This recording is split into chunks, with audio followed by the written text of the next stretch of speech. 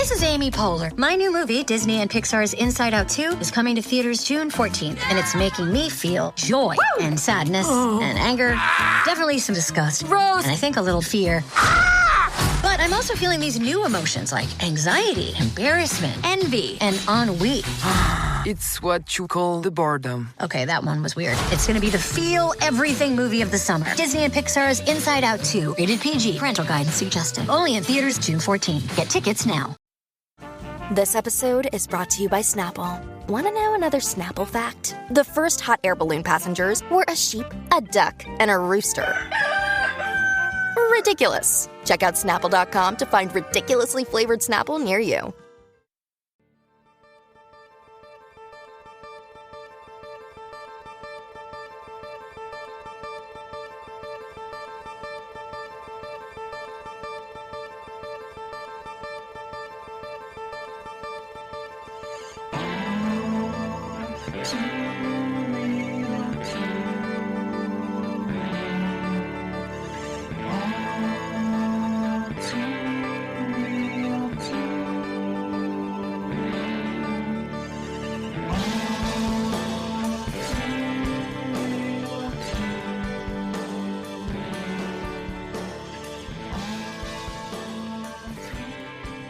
Okay, everybody, welcome to the latest episode of All Too Real 2.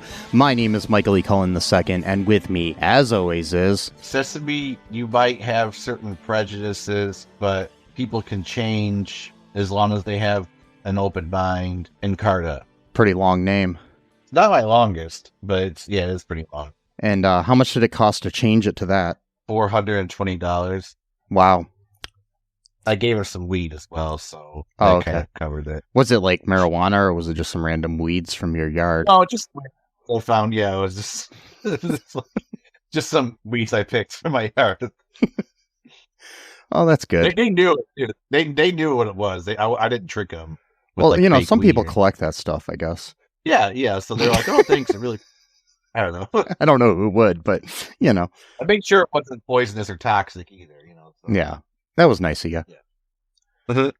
Speaking of change, though, today on the show, good segue. Yeah, we're covering an episode of the TV show Becker called "He Said, She Said" that deals with a sex change and trans phobia, trans inclusion, and different things of that nature. But before we get into that, though, folks, make sure you do me a favor and subscribe to the show, give us a 5-star review, check out our TeePublic and our Patreon.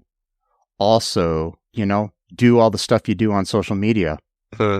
Yep, it's good for the show, and I'd appreciate that immensely, especially the review thing. You can give us a 5-star review and then write that, Mike has a horrible voice. I think, he's ugly and his mom dresses him funny. I don't care what you say underneath that 5-star review. Just give us a 5-star review. That'd be great. But now... Or just even a letter even. Just type one letter and then... Yeah, that will suffice. Well, I don't know. They might flag that as like a bot. Yeah, you might have to... There might be a minimum... characters that you have to put up there. So, yeah. And if you wanted to write a whole paragraph, one letter at a time, you could start several different email accounts and different accounts on the on the podcast apps and just write one letter at a time in different 5-star reviews. And I'd be fine with that. I don't know about you, but yeah. Sure. So yeah, Becker was a sitcom that aired from May 17th of 1999 to January 28th of 2004. November 2nd, 1998, to January 28th of 2004. It starred Ted Danson as Dr. John Becker, Terry Farrell as Reggie Costas, Hattie Wilson as Margaret Wyborn, Shawnee Smith as Linda, Alex Desire as Jake Malinik, and in the episode that we're covering today, Julie Caitlin Brown as Nikki, so as a guest star in this episode, along with Kate Zental as Maria. This episode originally aired on November 1st of 1999. It was directed by Joyce Gitlin and written by, the show was created by Dave Hackle, and this episode is written by April Kelly. who is known for being one of the co-creators of Boy Meets World.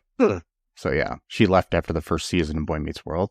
And speaking of Boy Meets World, Alex Desire, who's in this episode as Jake and in every episode of Becker, starred as Eli Williams for season or two of for 16 episodes of Boy Meets World. So yeah. Here's the breakdown of this episode from not the breakdown, but the short synopsis from the Internet Movie Database. Becker is visited by a friend of an old friend who turns out to be the old friend. Margaret is upset with an acquaintance over an old debt, and Linda turns out to have some hidden math skills. Yeah. Yep. So that's what goes down here. What are your initial thoughts on this episode here, Sesame? I thought it was pretty good. It was funny, like I remembered Becker was. It wasn't too serious. It's tackling, a serious subject, obviously, but the way they did it, I thought they executed it pretty well. It was, especially for like late 90s sitcom, that kind of time period. When it comes to this subject, I think they did a pretty decent job at it. Yeah. I liked it a lot. I like the show overall. I think it's a good show up until the last couple seasons, which are okay, but they're just not as good. But, because it kind of loses some of its edge, in my opinion, with some cast changes and stuff like that. But Becker is a good show. I really like it. Been watching it for months now to fall asleep to for some reason. So that's why I decided to choose this episode. This is one of our very special episodes because of the subject matter. That's the thing about this show. It was like, it's not one of those like schmaltzy, ways of doing a very special episode like with Family Ties or Punky Brewster or any of the other ones we've covered. It's like more of a, still in the show universe, not like it's like jumping out of being what it is normally to do this. So yeah, as much as some other ones. So what goes down in this episode here, bro?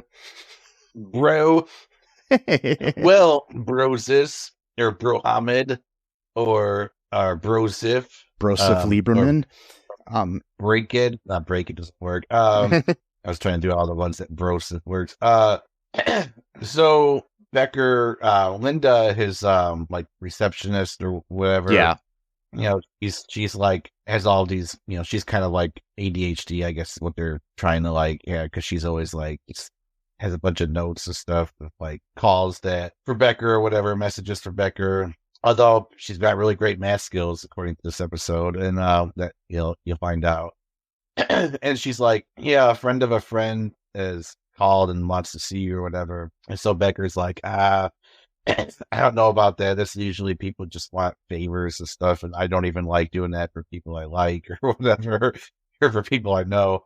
And then eventually she's like, oh, sure, whatever. And then she just ends up giving all this information out and stuff. And he's like, oh, well, at least you didn't forget my pager number. And she's like, of course not. I'm not, completely incompetent or whatever. Yeah.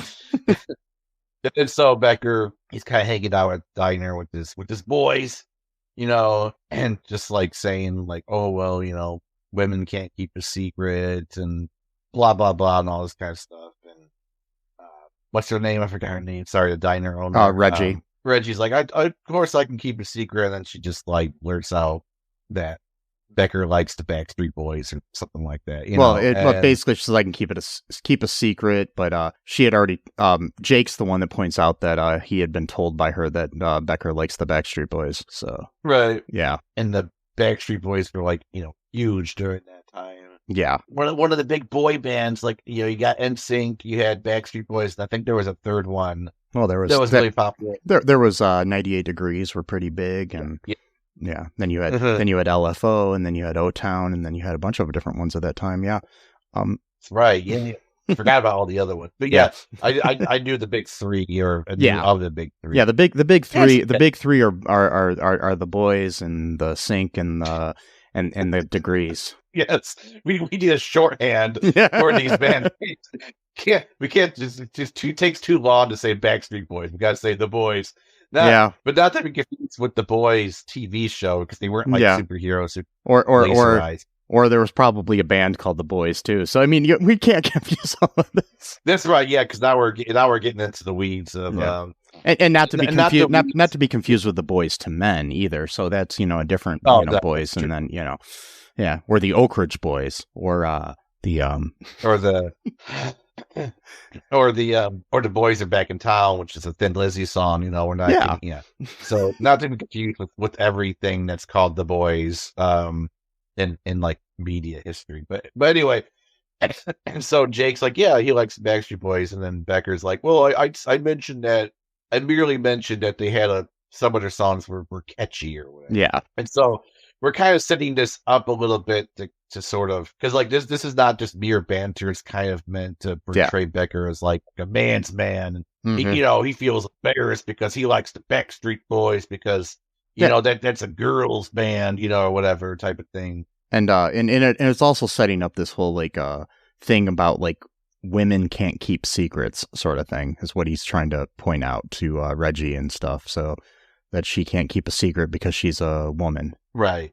And so, yeah, that's a big thing. So this friend of a friend shows up. It's a woman, says that he's like, who are you, or what friend are we even speaking of? Because he had like zero information about what was going on. Yeah. And she's like, oh, I'm a friend of Chuck. I forgot his last name. And then so Becker like lights up. He's like, Chuck, oh man.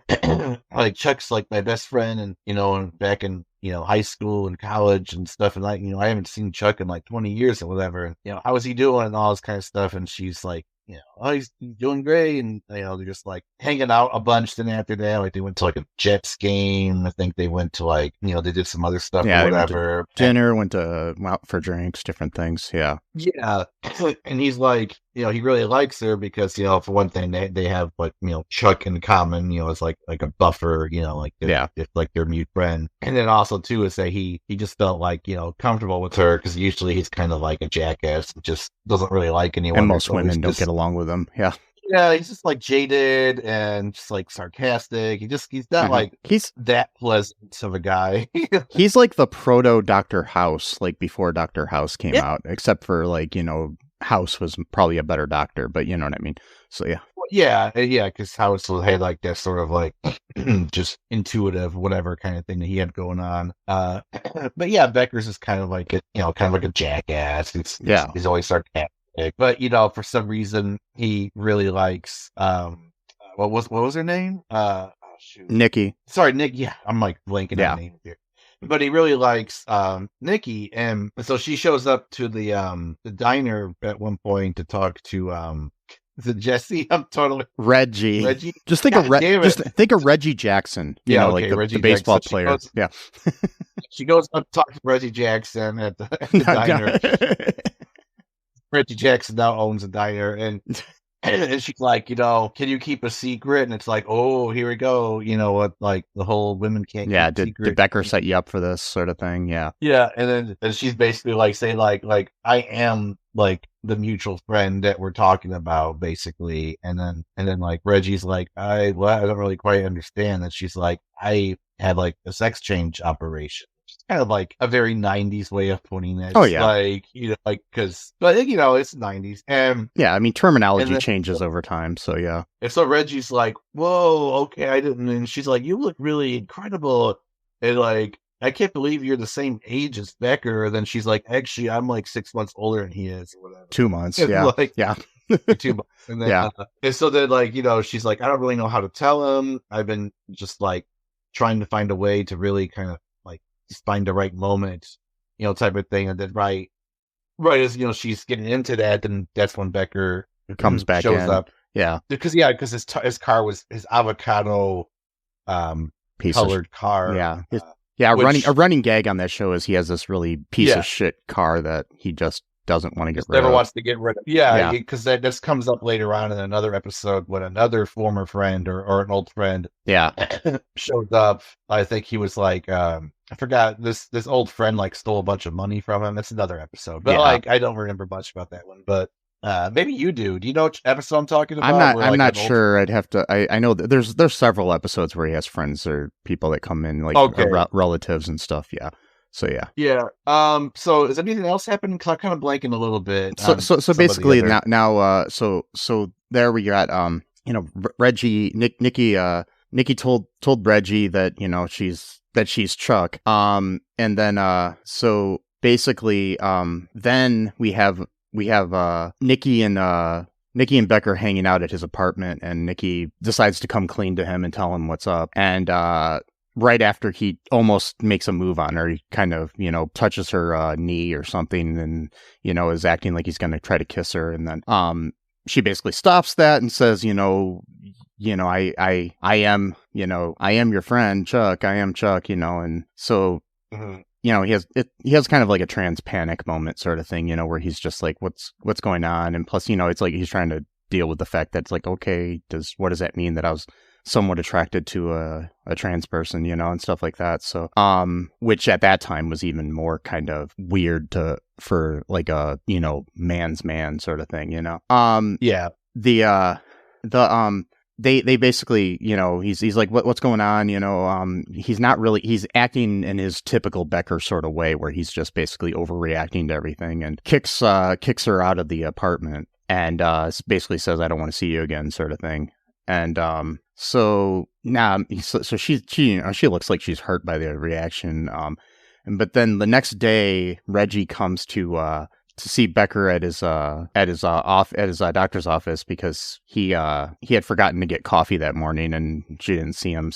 But she was using that as an excuse to go talk to him about things, and basically break the news that Nikki is Chuck. And but Becker already knows, so he's like, I know, sort of thing, and then so he finds out, and of course, Becker is still, having his little trans panic sort of thing, it's just kind of, I mean, it's like, it's weird. I mean, it's like, I don't know. I mean, it's typical of what Becker would do. It's just interesting that they look at different angles of things in this episode, but it is kind of slightly transphobic, but still it's 1999. So it's like, it's not that bad for 19. No, it's really, not. It's not at all. And I mean, most shows at this time, you wouldn't have somebody that's trans on an episode. I mean, there had been trans characters in TV before that. A lot of the times they were done as jokes, whereas this is more of a, an actual heartfelt character, as opposed to, the butt of the joke sort of thing. I mean, there had been exactly. there had been, like drag trans characters and, like All in the Family and other shows in the past, but not as prevalent to the actual story as this is, in my opinion. So basically, Reggie is just like, explaining to him, it's okay, you whatever, your deal, but he's like, basically trying to make him see that it's okay what was happening, sort of thing. And anyway, that he should maybe talk to her and, see what's up, and so he goes to her hotel room, he bursts into the room, and of course, instead of being like, level-headed, he bursts in the room yelling and says, why couldn't you just be gay? Like everyone else. That's what he says. So, yeah. But that's a common thing, though, that people try to compromise with themselves when they find out that someone's trans. They're trying to work it out. So they're like, well, why can't you just be gay? And that way we can sort of split the difference type of thing, Well, it's like, okay, back to an earlier episode of Becker. The very first episode, because he walks into the diner almost every day, like complaining about something. And the one day he was complaining about how like the downfall of the world is like, talk TV, and he says, I was watching this one show, it's shows like Jerry Springer and Jenny Jones and all those back in the day. And he says, I watched this one show where a guy had a sex change and cut off his thing and then decided he was a lesbian. And then he says, I think there was a step missing there. There was an unneeded step there in the process, or something like that, basically saying. Yeah. So it's funny that's in the same series. Yeah. Just one season before this episode. So it's just, Yeah. It's interesting. Yeah. And this episode's a lot less offensive than that first episode, Yeah. Like that's like the only joke in that like the pilot's a great pilot, but that joke kind of like also there was another thing where it's like he was talking in that episode too about other shows, and he's like, and I turned it to another one, and there was this bisexual guy having an affair with his aunt and his uncle, and then he said something like he's like, well, I wouldn't want to be an animal in that family or something like that, or a pet in that family. It was all both in the same episode, and I'm just like, or something. I can't remember exactly what he said, but those kind of misguided stereotypical things that we still hear to this day, where people are like, oh, we got to put a litter box in the classroom because somebody identifies as a cat or whatever, and it's just made up bullshit to try to fearmonger and make the woke look bad, so it's just like, yeah, that's a fake story. It was completely a fake story that was perpetuated by Joe Rogan. But lied because he said that he knew someone whose wife, and he wasn't the only one in media that said that shit too. Like, there were so many people that says, oh yeah, my friend's wife has knew a teacher that did this, or like my second cousin twice removed who's died 3 years ago said this to me, make but up. Like that should discredit you entirely at that point, because it's one thing to just like peddle disinformation, like you heard something, you're like, oh, this sounds like it's true because I have this sort of stereotypical vision of this group of people, so I just say, yeah, that's probably true. But then when you go one step further and you make up characters that of people that don't even exist, then it's like you're going further in that disinformation campaign. I mean, it's partially why I think like hearsay isn't usually admitted into court, so because it's just rumors, it's like, basically it might as well be the kids on the playground that says, oh, did you know that Jimmy's dad is an alien from another planet? Oh, really? Sort of. Really? Yeah, Totally. He's got his own language, and he's a spaceship they buried underneath the ground. But yeah, it was a good episode. The way they treated them. I mean, there were a few of those jokes, like, because at one point, Reggie was like trying to tell Jack, or Jake. Jake. Jack, like, what is the secret that he's? Oh, what's that? Jake. Oh, Jake. Sorry. And he's like, well, what is the secret? Is he a guy or something? And then, like, of course, the crowd laughs, about that. Yeah. And then, but then Reggie's like, that could be taken that could be taken two different ways. I think her oh my god is the fact that she didn't want to share the secret, basically. Right. So that's why, because you could take it that way. You could take it of Jake being a jerk, but it could be like, he probably just tried to think of the most outrageous thing that could be, and then it's like, oh, whoops, that would something that would upset Becker, totally. But basically though, so basically when we're in this hotel room though, at the end, they start after he says, couldn't you just be gay, which is, very well, misinformed. Anyways, he basically says, do you understand how confusing the situation is for me? And then Nikki drops one of the most, a really good line here that I think people can relate to, that are even anybody that, doesn't know who they are. And a lot of people don't until they start, and then they start figuring out who they are. And it's like, she says, imagine what it was like for an 8th grader. Right. Yeah. And so, basically, realizing that she's had this, she's felt like she was a woman ever since she was like, what are you in 8th grade? Like 13 or something, you know what I mean? So it's like, yeah. So, I mean, she even said, I think even before that too. And then, because it's actually very common, like most, it's not everyone, but most trans people claim that like as early as perhaps 4 or 5 years old, maybe even a bit younger than that, they start feeling really uncomfortable, maybe not necessarily in their body, but more like what society then dictates like your life should be based on that body, which then creates a lot of psychological issues then because of that. It's really interesting. I know it's like I'm kind of maybe veering off a little bit for a second, but like I do think it's an interesting conversation to have of like, if we lived in a society where gender didn't like if you had like, let's say, a female body versus like a male body, and there were no like set expectations for either of them, would being transgender even be a concept? Because at that point, there is no like, maybe it would, but like I just sometimes I wonder about like ask those kind of questions, like almost like philosophical questions, sort of like. It is. I mean, it's something to think about. It's just kind of hard, and I mean, it's like you can. I don't understand people that are afraid of trans people for any reason, like the whole like the whole like bathroom issue and stuff. Which is just basically like just fear mongering, but there's the chance that it's actually do you think a sign is going to stop a predator from going into a bathroom and assaulting someone?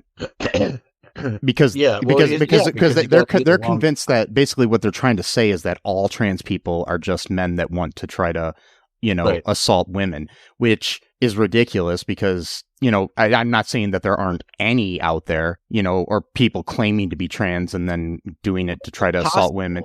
There's a possibility of that, but the chances of it are so rare. There's a better chance that your kid's going to be assaulted by the little league coach or the priest or your family friend or an uncle or something like that than this elaborate way of trying to attack people, which makes no sense. Yeah, I was listening to a really long episode last night of Francesca. What's her last name? I forget her last Fiorentini. name. Yeah, it was like a 52-minute long video where she was reacting to her interview with Piers Morgan. Oh yeah, I saw like part of that. Yeah, and so she was basically like saying the arguments that she wasn't allowed to say on the panel because she kept getting interrupted. So she had to then do a reaction video to her own interview on the panel because everyone else was constantly interrupting her and changing the subject whenever she made a point that they couldn't refute. And she was pointing out, he's like, it might not seem like it, but at this point, I'm crushing the interview because if someone has to keep changing the subject, that means that I've got them. Like, and because they're like, oh, well, what about this? And it's like, okay, well, what about this? And then boom, you make another point, and then they got to change the subject again because now you've got them on that point. So it might seem like someone's losing an argument during that time, but when you really think about it, it means they're winning the argument. Well, I mean, because like the person has someone who can't debate, their best options are name calling or deflection. So like the main point she was making about that was of like how like the right wing or just anyone does like projection. Yeah. So like some of these comedians and politicians would literally say, if they knew that if they could just dress like a woman and that they could go into a woman's bathroom or like a changing room, like at like, a gym or whatever, then they would have done that a long time ago. And it's like, well, that's just the point. That's what they would do. And they admitted that thing. So therefore they make the assumption that that's what trans people are doing because we all do projection in some way when we're at anything. That's just what humans do. Because like at no point in my life did the thought ever come to me of like, oh, if I try to dress like a woman, I could go in like that. Just the idea never entered my mind once in my life. And so if someone else thinks, oh yeah, that idea did come to me and I thought quite a bit about it, well, that's a you problem. That's not a trans problem. That's on you. Like, I mean, that's just somebody trying to find a way to take advantage of a situation, and it's not, it's in no way indicative of what real trans women are. It's not, it's nothing like that. And it's sad that people try to conflate the two where, everybody's like, oh, there's only two genders, and there's never been two genders. So, or I identify as an attack helicopter from like 2012. Yeah. And they're still using that same meme. It's like, dude, it's been 12 years. Like, come up with new material. But like, we know they can't because their minds. My pronouns are fucking you. Wait, Yeah. or USA or beer and barbecue or whatever bullshit is. But like, And so she was just making the point about that, and just saying like, that's absolutely ridiculous to assume, because like the big thing with Pierce Morgan is that like the trans girls in sports, and like he acts like this is the most pressing issue of the ages, and he's never given a shit about women's or girls sports in his entire life, but now suddenly that's like his crusade, it's his main cause or whatever.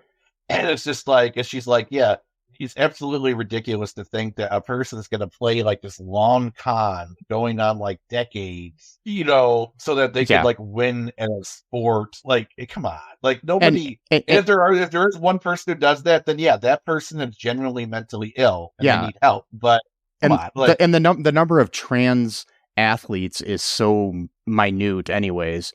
For them to get so bent out of shape about that and make that the main focus of women's sports is sad, because you know what you could do? Maybe give women's sports more funding, and maybe, give them better locker rooms, better uniforms, better equipment, better, places to train, different things of that nature that you don't seem to have. It's like, the women can't use the field today because the boys team has to use it, or the men's team has to, that sort of thing. Right. It's just like people don't seem to see that, or the fact that somebody like Caitlin Clark, who just is one of the greatest basketball players of all time, is getting paid so much less than, like one of the lowest paid NBA players. It's ridiculous. She's getting paid 80 times less than I think like the top NBA draft or whatever. Yeah, and so I mean, by that logic, she's probably getting paid a lot less than the lowest paid NBA draft. Yeah, that's true. And so she brought that point up too, of like, how come like nobody's talking about this? This is a much bigger story than whatever you're concocting, under like, well, how dare you bring that up and blah, blah, blah. It's like, how dare you? Because it's actually a good point. And you just have bigotry on your side, and you're trying to couch your bigotry into, quote, nuanced. Like, that's a phrase I hate now. Like, I used to love the word nuance, but now every time someone says the word nuance in media, 99% of the time, it's like they're going to go on some conservative bullshit. Because, like, their whole thing is like, oh, well, your side is so extreme, so we need to, like, find the middle. And the middle always just happens to be right wing. Isn't that crazy how that always happens? Yeah, no, it's not the word nuance or complicated or that's another one. Those are the two words that really are bothersome, because they'll try to make something very complicated that's not that complicated. Whether it be the war in Gaza, or the war on Gaza, I should say, or the or like transgender thing, issues too. It's like they basically will say, oh, this is such a complicated issue, but then they try to make their point of view the only one that matters. So it's just, Anyway, but that was my totally veered off from the Becker, well, but not really. It is related somewhat. It's on the subject completely. The last thing I'm going to say about stuff that happened in this episode is that So Becker in the hotel room there asked, it's like he's asking her if he should feel weird about having been attracted to her, or as he said, a man, which I'm just like, okay, he's trying to be accepting, but he just doesn't quite get it yet. I know and she basically tells him it's not weird, and that he should basically say that he's been attracted to an old friend, because it's like, because, and that boils down to it. I mean, it's more of the thing where, I'm not saying that there, that there's anything wrong with people, because I mean, I personally am attracted to women, and, people are attracted to men, people are attracted to non-binary people are attracted to trans people, whatever, you are attracted to is fine. But when it boils down to it, you're more attracted to somebody's personality than anything, because like looks don't really last forever. And, so it just boils down to the fact that, you're never going to spend the rest of your life with somebody that you don't like their personality. I mean, some people probably do, but that's just some people, but I know I can't. Like, for example, if there's like someone I just really despise, and if it's like, if they're like, quote unquote hot, and like I literally, like, there's like a block that goes on in my mind where I can't that in that person. I can see how other people can look at that person and think that, but when I see them on TV or whatever, I'm just like, I hate this woman so much. Well, it's like Tommy Lahren is objectively attractive. Yeah, that's a good example. But she's not attractive to me anymore because she's opened her mouth. I know that's sad. That's a great. No, it's a great example. It's something like that. I don't know. There's a block in my mind that it goes off, and then I'm just like, I can't see it or whatever. Which is fine. It's not that you have to be attracted or that being attractive is like the number one thing that you should be able to bring to the table necessarily. But like. The thing that gets me though about that, I can understand the trans panic thing just because people are usually afraid of anything that's new to them. And things you don't understand too. Sometimes people are just like confused by it. Yeah. But the thing is, the difference is though, I mean, that people that are closed-minded, they stop at that point where they're confused or whatever. They stop at the confused moment. They don't try to make sense of things. And they use that confusion as anger, you know? You know, exactly. But like what gets me, and again, I know that people don't think logically all the time. It's they react emotionally. So I know what I'm about to say doesn't really matter as far as like how normal people interact. Not my brain, which is totally abnormal. But like, so it's like if someone, a lot of times I'll hear even liberal people say like, well, I don't have a problem with being gay or whatever. And I totally embrace that. And I totally embrace, you know, whatever.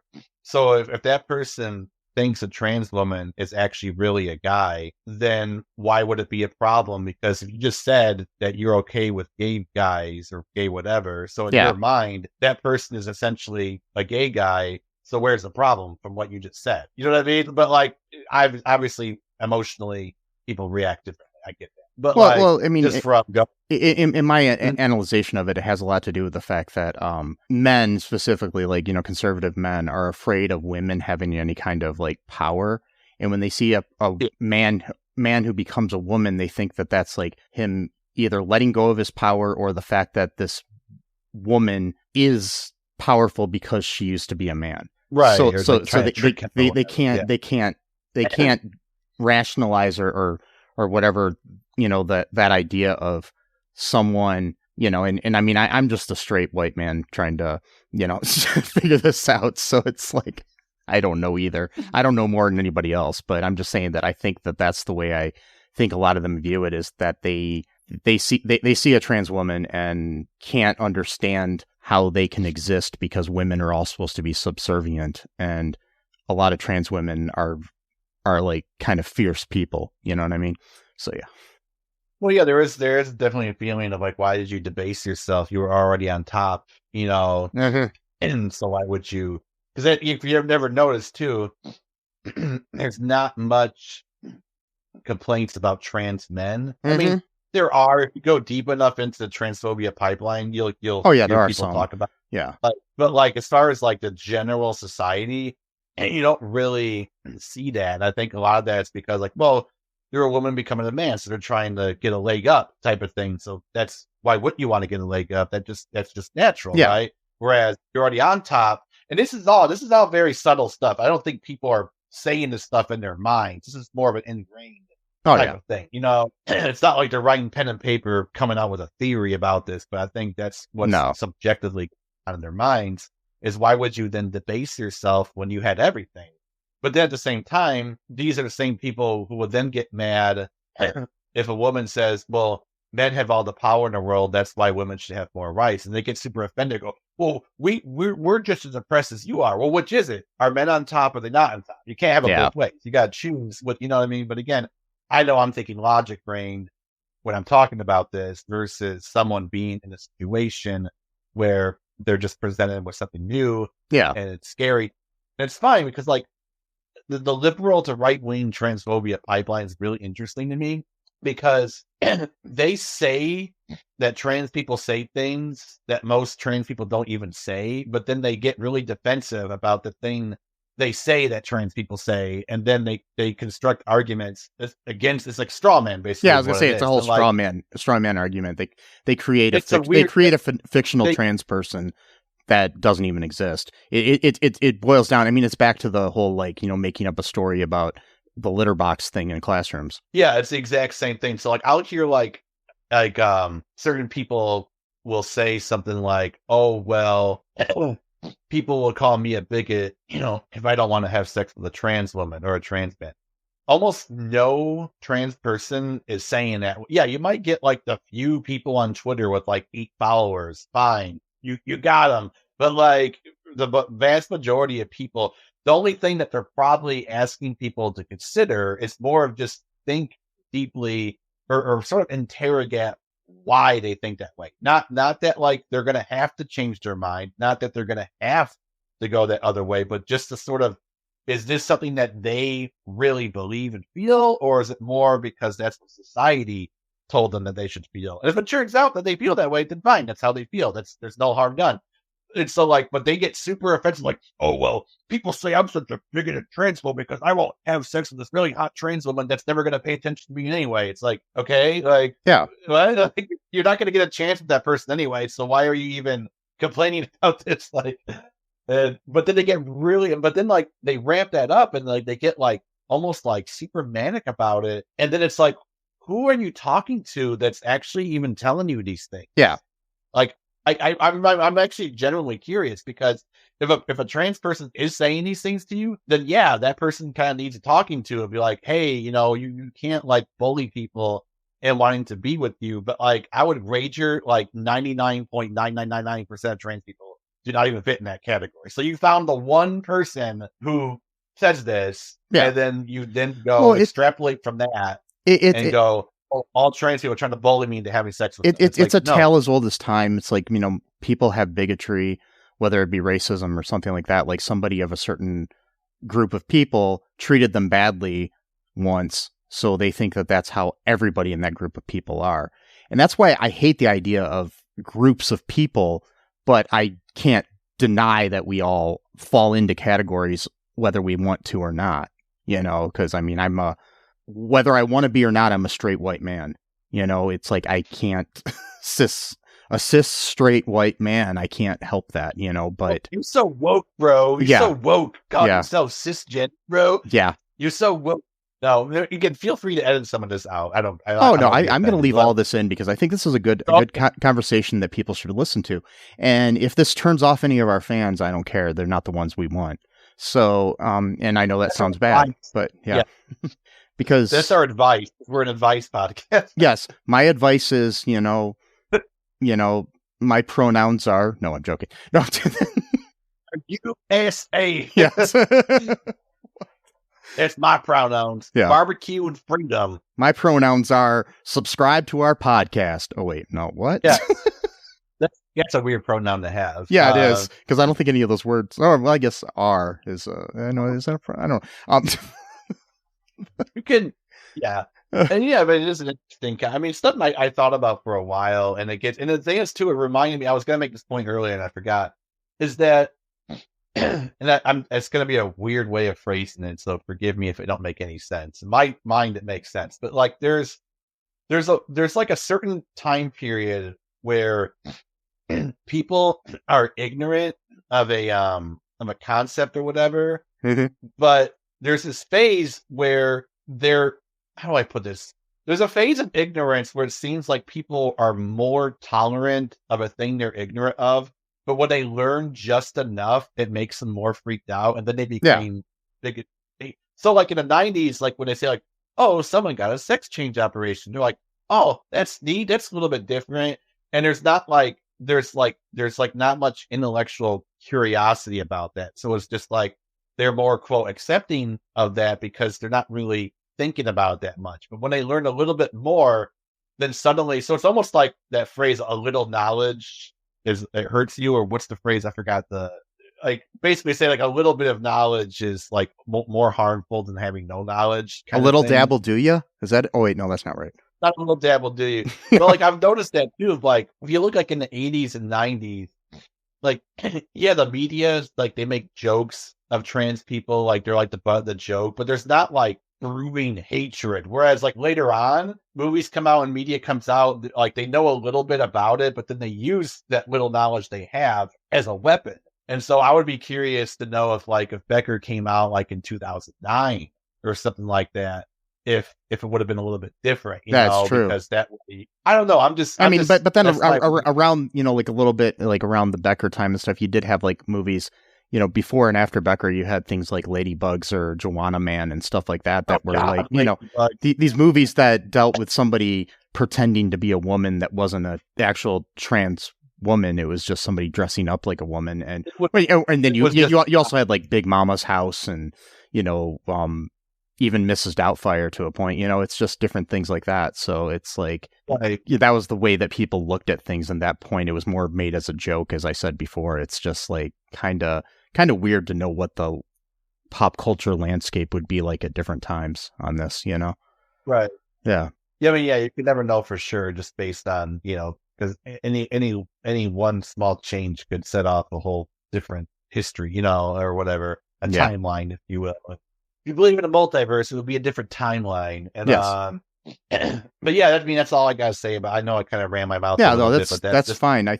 This episode also had a B plot, which was I totally forgot about. Yeah. It was stupid. It was it was kind of a dumb plot. It was basically that Margaret, the nurse at the that works with Becker, had lent an old friend of hers $20 to buy some shoes like 3 years ago or something, and she was mad that she never got paid back for it, and that's about it. It's like, that's about it. But also, it proved that Linda was really good at doing mental math, because she was like, well, that's only $7 a week, and that's only 13 like how many dollars a day, and how many And she's like, you could do all of that in your head. It's like, yeah.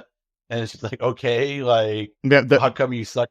The other thing is like, how come you don't understand daylight savings? And she's just like, where does the hour go? Yeah, exactly. Yeah. I love Linda. Yeah, she's so funny. Shawnee Smith is a great actress. I had a huge crush on her back then too. So anyways, but so what I like about, go ahead. Oh, sorry, go ahead. Well, I was saying too about that is I think Linda is almost like a little bit neurodivergent coded, kind of. Yeah. Like she doesn't understand like the quote unquote social rules. Because at one point, I forgot what's her name again with the shoes. They like blinking at everyone's name. Margaret. But Margaret was saying like, because she eventually brought it up to the woman she was going out to lunch with, and she's like, okay, I'll pay you back. I totally forgot about that.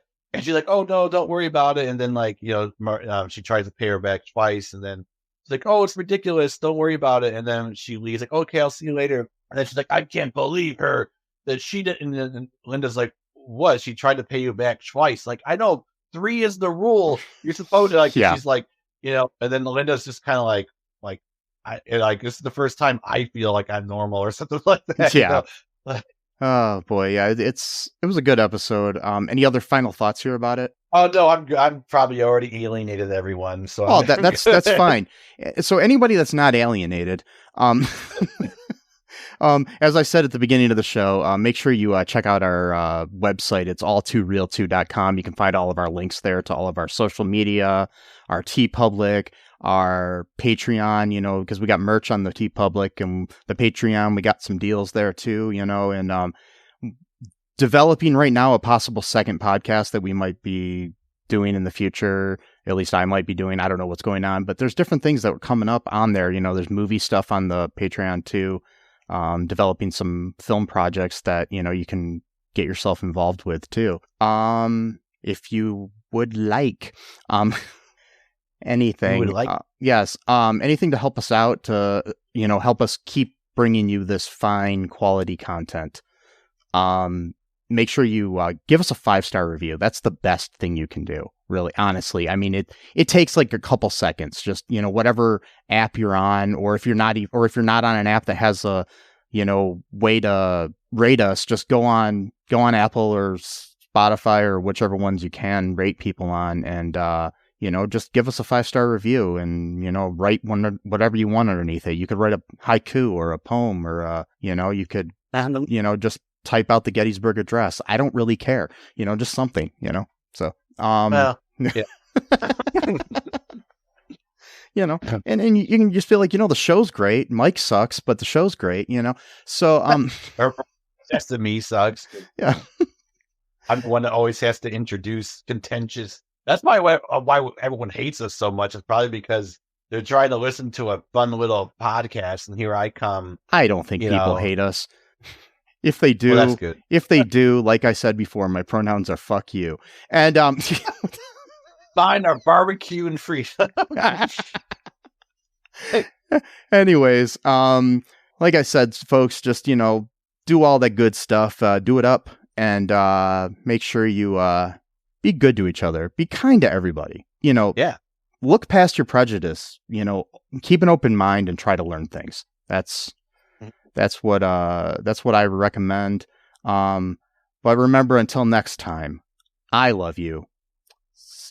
Becker might love you. He's got some things to deal with. Sesame loves you. And until next time, bye-bye. Thanks for listening to All Too Real 2 podcast, a Cullen Park production. Produced and edited by Michael E. Cullen II. Music by Matthew Hawes. Subscribe and share the show. Visit us at cullenpark.com.